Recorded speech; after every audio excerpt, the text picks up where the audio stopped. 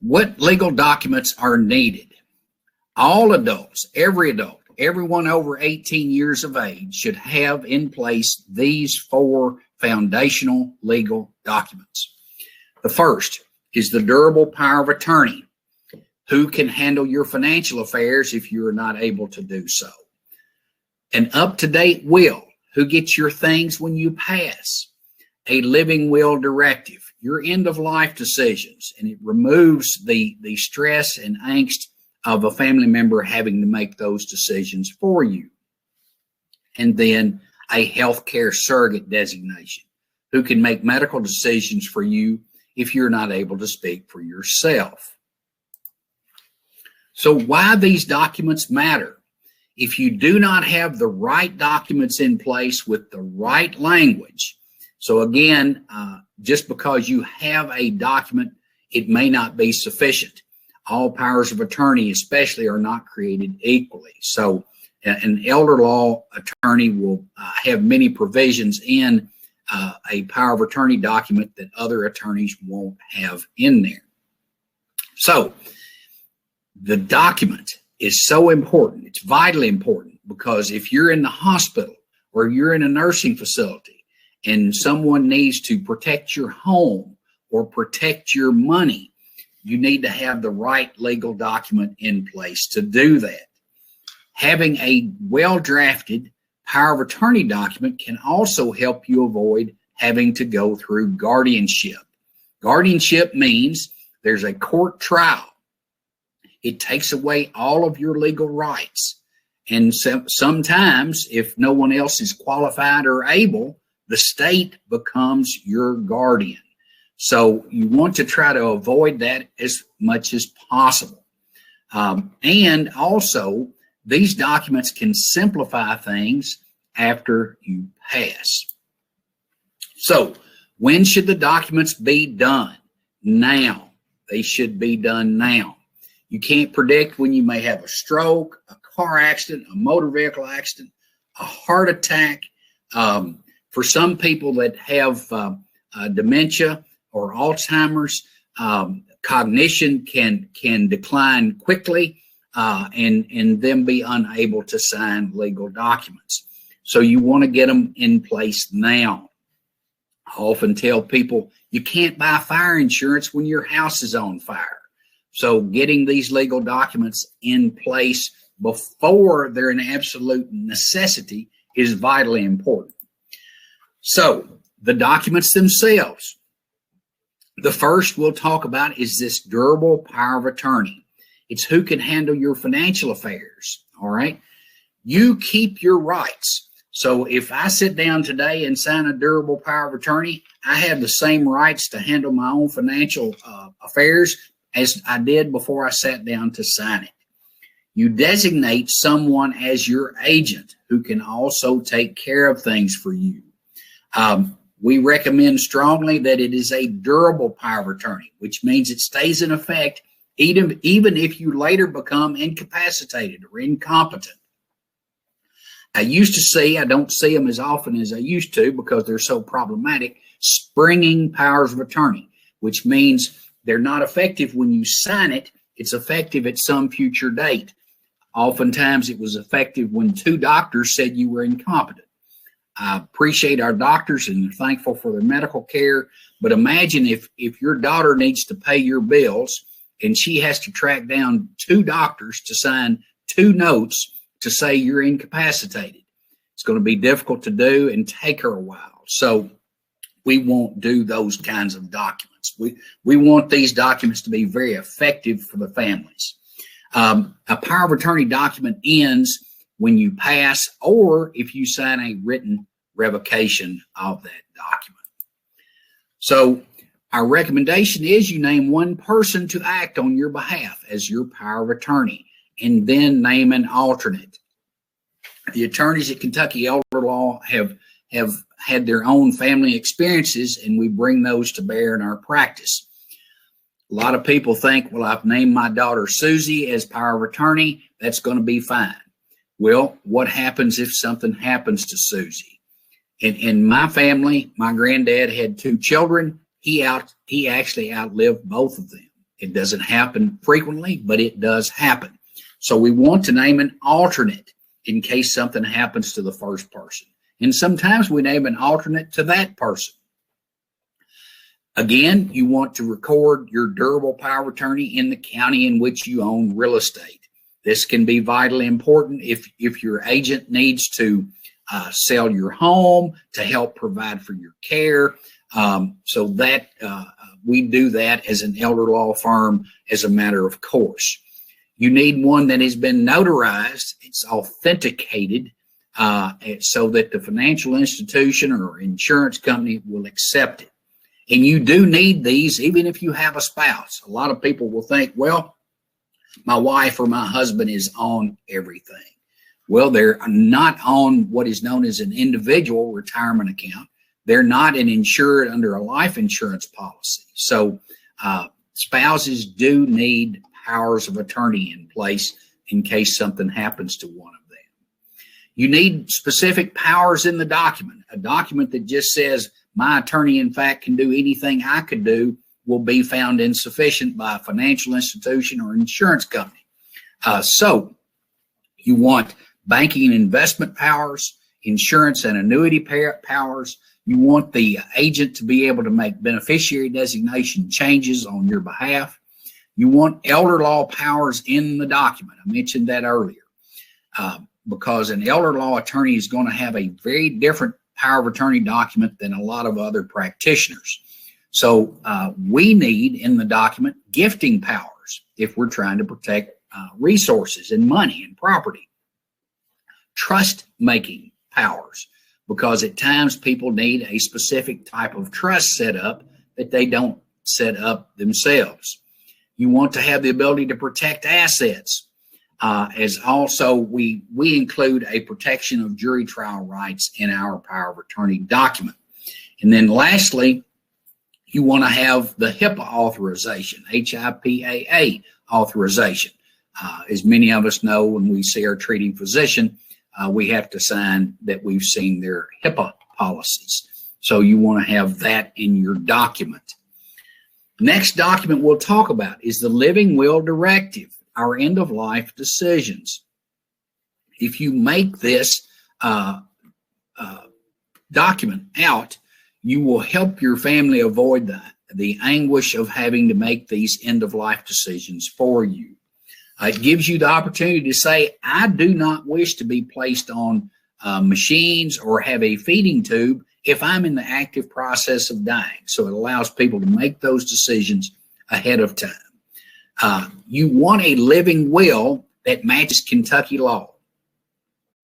Very frequently, the other documents will transition from one state to the other without a problem.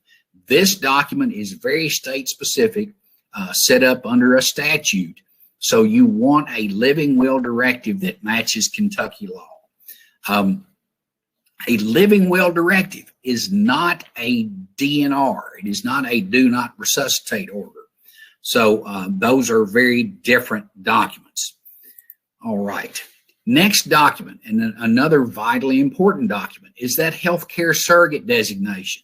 It allows someone to make medical decisions for you only if and when there comes a point in time that you cannot make them for yourself. So I give the example frequently that you're under anesthesia, doctor finds something and wants to alter the surgical plan. You want to have someone who can actually approve that on your behalf. Our strong recommendation on this is you name one person at a time, because you don't want son, daughter in an operating waiting area and arguing between each other about what you would want. So name one person and then an alternate. You again want the HIPAA authorization and release in that document. And it's this document. It is this document that we suggest people have on file with their hospital, with their medical provider. And you can put the living will on file, but having the healthcare surrogate designation on file with your hospital is important. Let's talk about wills. A will is who gets your things when you pass away. However, A will covers that which is in your name and your name only that does not have a beneficiary designation. This is very important. It never fails. Once, twice, sometimes 3 or 4 times a year, I have a meeting with a child. And the child says, my mom passed. And after we talk about mom and how that came to be, we talk about, well, what did mom have? And they say, well, she had a bank account or she had this. And I ask, was anyone on the account with her? And once they find out if someone was on the account, it changes how things are done. So if you put your child's name on the account as a joint owner or a beneficiary, no matter what your will says, that child is the owner of that account upon your passing. So it is sometimes upsetting to other children if you've added Susie as a joint owner on your account, but then Bob and Joe were supposed to be equal beneficiaries under your will, but the account doesn't pass per the terms of your will. It passes to the joint owner or the beneficiary. So how you title accounts, how you set up beneficiary designation on accounts is vitally important, as is your will. So how to make a valid will. You want to name a personal representative. Oftentimes that was referred to in the past as executor if it were male, or executrix if it were female. So in our practice, with the term and common designation of personal representative, because that's actually what the person is, and it's gender neutral. So the personal representative, and then you name an alternate. What happens if my son Joe cannot serve? I want my son Bob or daughter Susie to serve. If you do not have a will, the state has one for you. Have this conversation often. People think that, well, if I don't have a will, it's not a big deal. Everything will go the way I want it. Had a lady in not long ago who her husband had passed away. He did not have a will. She thought everything would go to her, but it did not. She got roughly half of this gentleman's estate, and then his siblings, brothers and sisters, got the other half. And the sad part of that situation was he had not spoken to 2 of his brothers in over 20 years, but they were beneficiaries of his estate because he did not have a will. So having a will is, again, as these other documents, vitally important. 2 witnesses are required to make a valid will. So if you have a will drawn up and you don't have it witnessed, it's not going to be valid. This one is another horror story of people trying to do things on their own. Had a lady come in, her brother had passed, and she brought his will in. She was the sole beneficiary under his will. I looked at the will, and the problem with the will is that the beneficiary had served as a witness. Her brother did not like lawyers, so he wanted to save a few $100s and draft his own will. He had his sole beneficiary serve as the witness, and her husband was the other witness. What that means under Kentucky law is that the person named as the beneficiary could only receive that which he would receive if he had no will. Under the law, because he had children that he did not want to leave anything to, they would actually get his estate if he had no will. So therefore, she got nothing. That estate was $400,000. Had a lawyer drafted the will and made it valid, she would have received $400,000. Because a lawyer did not do it, it was done on his own, she received $0.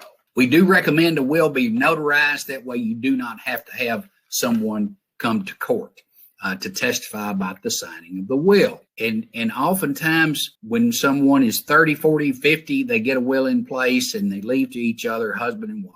If you're young and healthy, that's fantastic. But what if someone is in a care facility and the other spouse is at home, is it still a good idea to have a will that leaves to the spouse who's in a facility or a care community? No, that does not work well.